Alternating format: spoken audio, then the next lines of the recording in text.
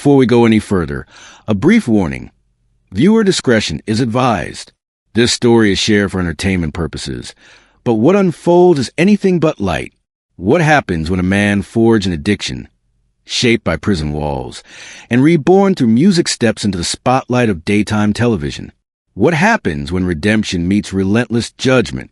Stay with me, because what you're about to witness became one of the most explosive moments in daytime TV history. This is the story of Jelly Roll. Once hardened by the streets and burdened with a past he never hides, Jelly Roll, inked, towering, and transformed, walked on the set of View, believing he was there to share his journey. A story of survival, a testimony of change, a message meant to lift others still trapped in the darkness he escaped. But fate had written a different script. Across from him sat Joy Behar, armed not with curiosity, but with accusation. This was no interview. It was a slow-burning collision, a tragic unfolding, a lesson in how patience, when pushed too far, can turn into something far more dangerous. And before the curtain rises on this unforgettable confrontation, make sure you're subscribed and leave your thoughts below, because by the end of the story, you'll have plenty to say. The atmosphere that Tuesday morning felt electric. Studio lights blazed like a midday sun as Jelly Roll adjusted his black button-down and took his seat in one of television's most recognizable chairs. The audience buzzed with anticipation, many of them longtime fans who followed his climb from a troubled past to chart-topping success. Whoopi Goldberg wrapped up her opening remarks, and for a moment, the room filled with optimism. It was a calm that felt genuine, yet deceptive. Behind the public persona, Jason DeFord had been preparing for this moment for weeks. This was supposed to be his stage, a place to discuss his new album, his advocacy for criminal justice reform, and his mission to reach those still battling the demons he had conquered. Our next guest is quite the journey, Whoopi said, her voice warm and inviting. From time behind bars to the top of the country charts. Please welcome Jelly Roll. The studio erupted. Applause crashed like a wave as he smiled and waved, his presence magnetic, his authenticity unmistakable. This wasn't something you could manufacture. It was real. Thank you so much for having me, he said, his deep southern voice instantly recognizable. I've been watching this show for years, so this is pretty surreal. The early questions came easy. Sarah Haynes asked about his music, his collaborations, the tour ahead. Jelly Roll answered with humility and gratitude. The same qualities that had earned him millions of devoted fans. He spoke about how music saved his life, how his daughter gave him purpose, how his platform could become a lifeline for others. You know, he said, leaning forward, commanding the space, a lot of people look at someone like me and write me off before they ever hear my story. The tattoos, the past, all of it. But I want people to know we all have the ability to change, to grow, to become better than we were. The studio fell silent, captivated. This was the Jelly Roll people admired. The survivor, the confessor, the man unafraid to show his scars. Then Alyssa Farrah Griffin shifted the conversation toward criminal justice reform. Instantly, something ignited in his eyes. He spoke passionately about reentry programs, about helping the formerly incarcerated find their footing again. I've been where they are, he said, conviction rising in his voice. I know what it's like to feel written off by society. Like you'll never be more than your worst mistake. But that's not true. People can change if someone just believes in them. And then everything changed. Joy Behar, who had been waiting patiently, leaned in.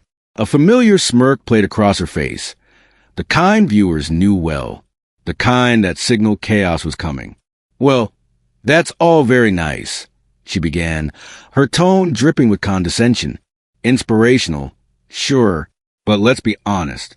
You spent years breaking the law, drugs, prison, and now you're here talking about second chances like you're some authority on rehabilitation. The room went dead silent. The warmth evaporated. The energy curdled. Jelly Roll's smile faltered, but his composure held, a fortress absorbing its first blow. I think my experience gives me a unique perspective, he replied evenly. I'm not claiming to be an expert on anything but my own life. If sharing my story helps even one person avoid the mistakes I made, then it's worth it. But Joy wasn't finished. She leaned back, satisfied, as if she'd just landed a decisive strike. "Don't you think it's convenient," she said, "that now you're famous and making money? You're suddenly this reform guy? How do we know this isn't just good PR?" The camera caught everything. The tightened jaw, the clenched fists, the restraint of a man choosing peace over fury. The other hosts shifted uncomfortably, realizing they were now spectators to something far darker than an interview. "Joy," he said.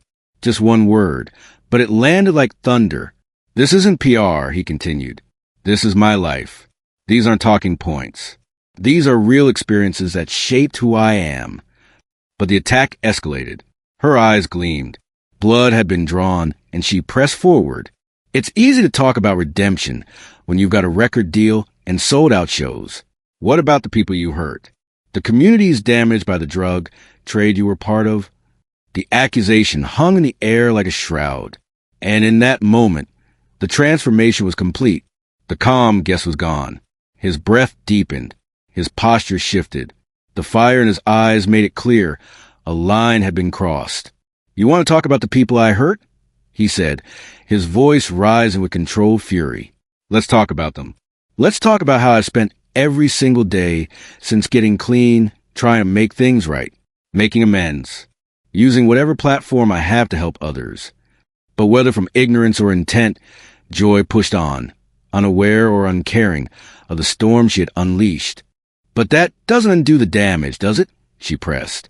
"It doesn't bring back the lives lost. It doesn't repair the families shattered. You can't just sing your way out of that kind of responsibility." And right there, that was the moment, the exact second the dam finally broke.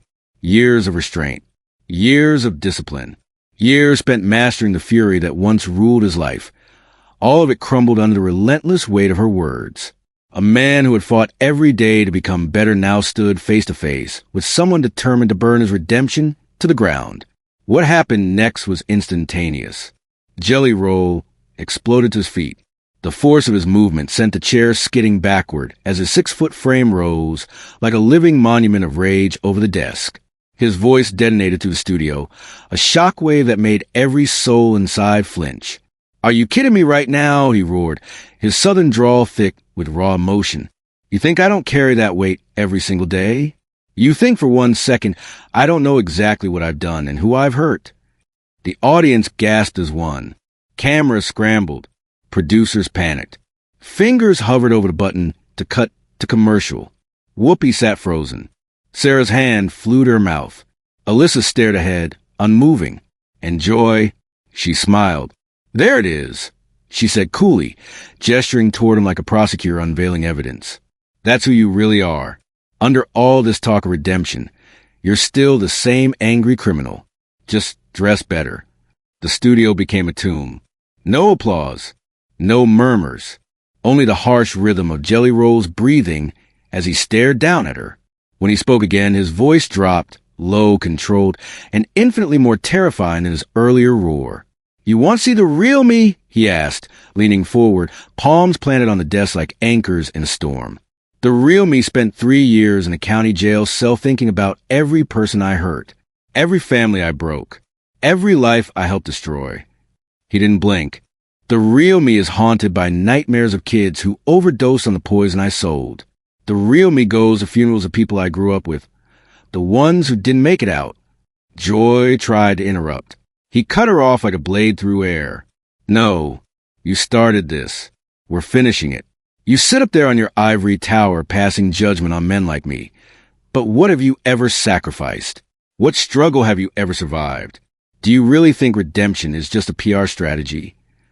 The camera tightened on Joy's face. For the first time, the confidence cracked. The smug mask slipped. A realization flickered across her eyes. She may have provoked something she couldn't control. "I'm just asking the hard questions," she said, her voice thinner now. "Someone has to hold people accountable." "Accountable?" Jelly Roll laughed, a hollow, humorless sound. "You think this is accountability?" His eyes burned. "I hold myself accountable with every breath I take. I work with organizations that pull addicts back from the edge. I walk into prisons and talk to young men making the same mistakes I made. I give money to families who lost loved ones to addiction. He leaned closer. So, tell me, what are you doing to make the world better? Besides sitting in that chair and tearing people down. Whoopi finally tried to step in, attempting to pull the room back from the brink. But Jelly Roll wasn't finished. His focus never left Joy. Do you know the difference between us? He said. I admit my wrongs. I own my failures. You sit here every day pretending you stand on moral high ground, but you're nothing more than a bully with a microphone. Joy's face flushed red, not with shame, but with fury. How dare you call me a bully? She snapped. I'm a journalist. Joy shot back. I'm asking legitimate questions about. She never finished the sentence.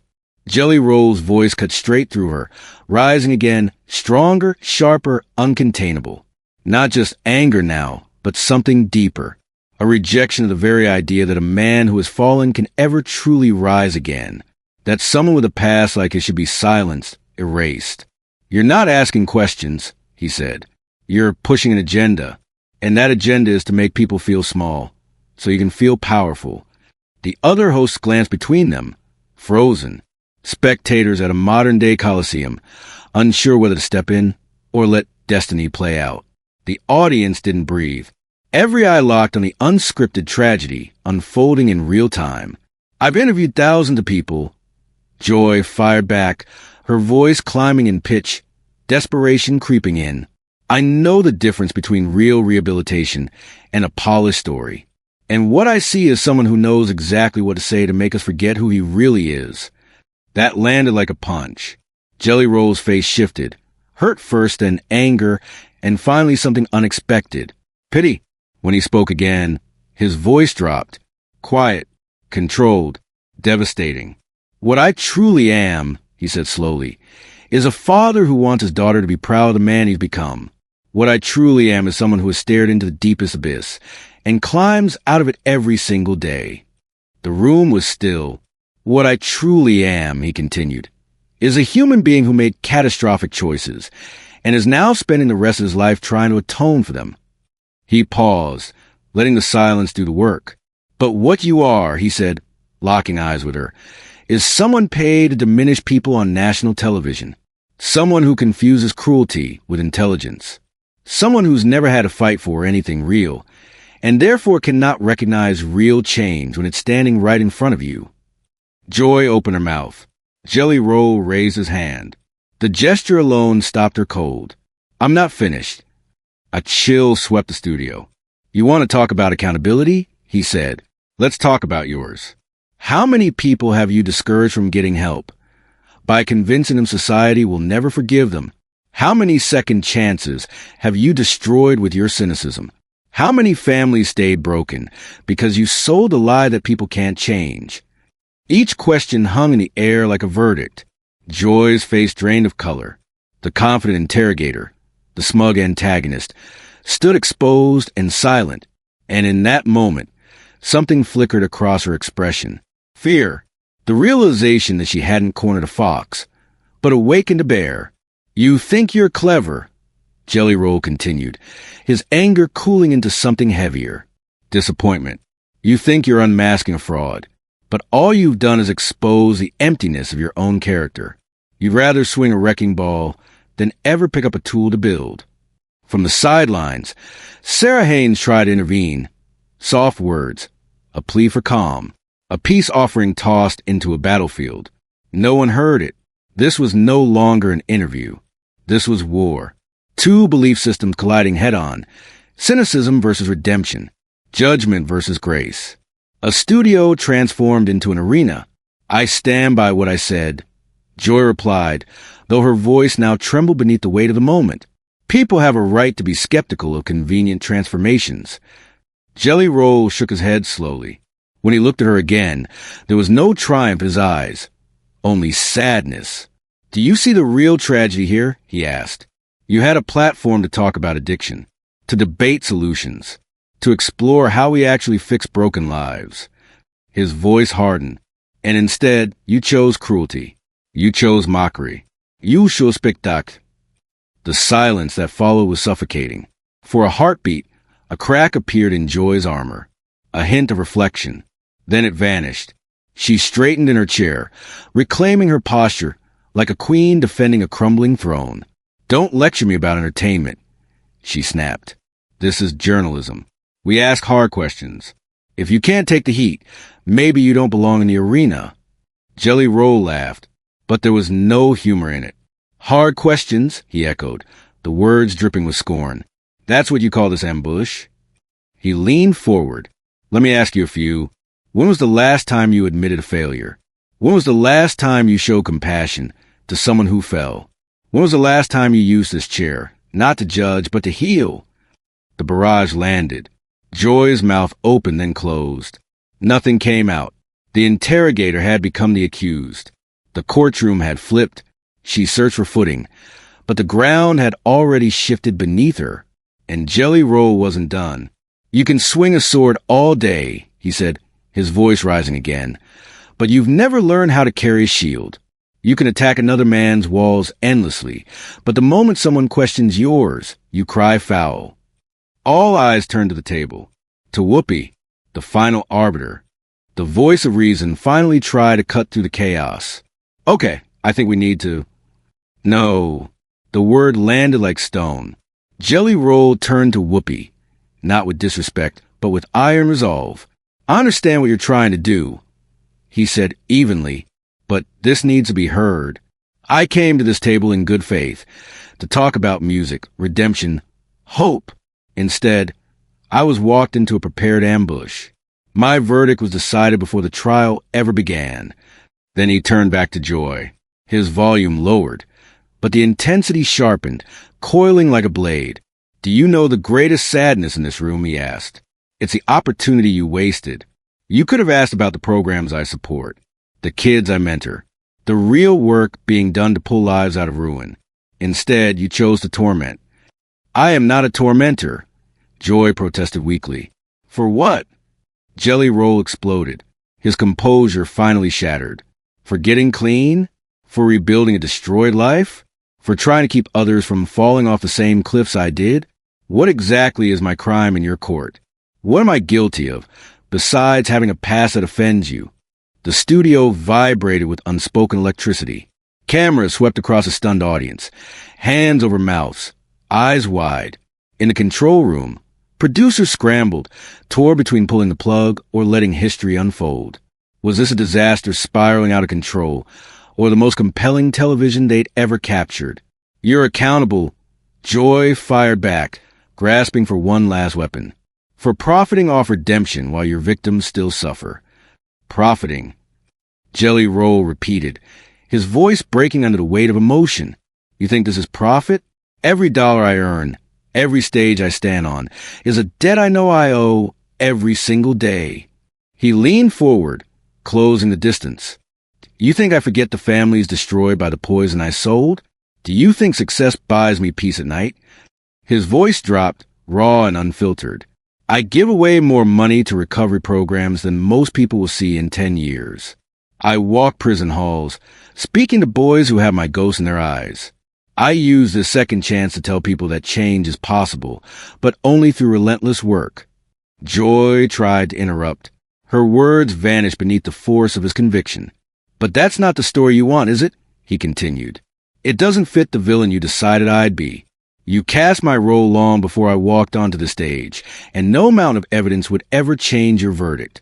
"Evidence?" Joy scoffed. "A few donations? A few prison visits? You think that erases what you did?" The question struck like lightning. Slowly, Jelly Roll straightened to his full height. The fire in his eyes faded, replaced by something deeper. Stillness. Clarity. "No," he said quietly. "Nothing moved. Nothing will ever erase what I did. Nothing can bring back the lives lost. Nothing can fix the families I helped break. Nothing can undo the damage I caused." His voice grew steadier, stronger. "That weight is mine to carry for the rest of my life." This wasn't rage anymore. It was truth. "But what you're really asking," he continued, "is whether I'm worthy of forgiveness, whether I deserve redemption, whether someone like me should be allowed to move forward at all." His gaze swept the room, over the host, the audience, the cameras. the millions watching at home. And to that, he said, I only have one answer. I don't know if I deserve it. That judgment isn't mine to make. But I do know this. I will spend every remaining day of my life trying to be worthy of it. Joy opened her mouth. Jelly Roll raised his hand. Silence fell again. You want to judge me? He said. Fine. Judge me by what I do from this day forward. Judge me by the lives I try to save. By the kids I steer away from the road I walked. By the families I help rebuild. His voice hardened. Do not judge me for who I was. Judge me for who I am becoming. The silence that followed was absolute. Even Joy seemed stunned, disarmed by the unguarded honesty she hadn't anticipated. The camera caught her face for a fleeting moment. Something passed through it. Shame. You came here today, Jelly Roll continued, his voice steady and resolute, thinking you'd expose a fraud. But all you exposed was your inability to believe that people can change, your cynicism, your need to pull others down so you can feel tall. He adjusted his shirt, a small gesture of regained composure, then looked directly into the camera. And to anyone watching, he said, anyone struggling, anyone haunted by mistakes they think are unforgivable, anyone told they're forever defined by their worst moment, listen to me. He paused. You can change. It won't be easy. It won't be quick, but you can change. Don't let anyone convince you otherwise. Joy lunged for one last attempt at control. I think you're being overly dramatic. Jelly Roll cut her off instantly. You attack my character, my motives, my redemption, and my right to speak my own truth. You tried to tear me apart on national television for your own entertainment. And when I defend myself, when I show what real accountability looks like, you call me dramatic? He shook his head, disgust plain. You are exactly the kind of person who makes seeking help harder. Exactly the kind who keeps families broken and communities wounded. You are the problem here, not me. With that, he turned away from her completely and faced Whoopi. Thank you for inviting me, he said calmly. I regret that this became a confrontation, but I will not apologize for defending myself against malice and prejudice. The camera caught Joy one final time as Jelly Roll prepared to leave. Her expression revealed the dawning realization of a catastrophic miscalculation, a fortress she never should have attacked. Wait, she called out as he walked away. He didn't turn. Our business is finished, he said over his shoulder, final and unyielding. I came to speak about hope and redemption. You chose hostility. That's on you. As he exited, the studio remained frozen in stunned silence. The host sat motionless, trying to process what they'd just witnessed. And Joy sat alone, smaller than when it began, a general left surveying the wreckage of her own strategy. What started as a routine interview became something far greater, a clash of philosophies. Cynicism versus redemption, judgment versus growth. And by the end, there was no doubt who had emerged changed. So now the question is yours. Do people deserve a second chance? Was skepticism justified, or was it the fatal flaw? Share your verdict in the comments, and subscribe for more chronicles that challenge everything you think you know.